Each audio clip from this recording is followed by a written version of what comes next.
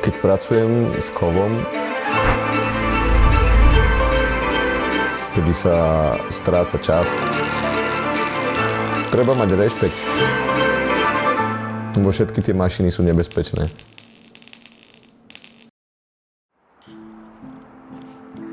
Tu sú ľudia není zvyknutí, keďže sme postsocialistická krajina kvázi, tak sú tu ľudia není úplne naučení kupovať umenie a podporovať umelcov.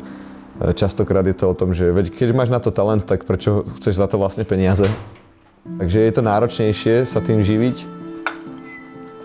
A ja by som si v 22 nemohol kúpiť sám zváračku, alebo karbobrúsky, alebo mať dielňu, takže ja som vďaka podpore môjho učiteľa mohol tvoriť a pokladám za dôležité to posunúť ďalej.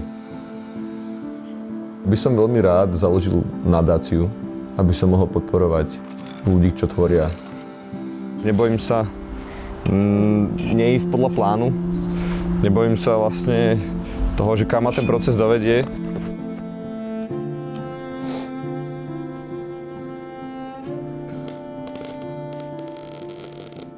Teraz postupom času už sa snažím zameriavať aj na to, že čo vlastne chcem povedať tým projektom alebo tým objektom pozorovateľovi. A vznikli tak mravce ako reprezentácia malého hmyzu, ktorý je dôležitý v tej diverzite v urbánnom prostredí.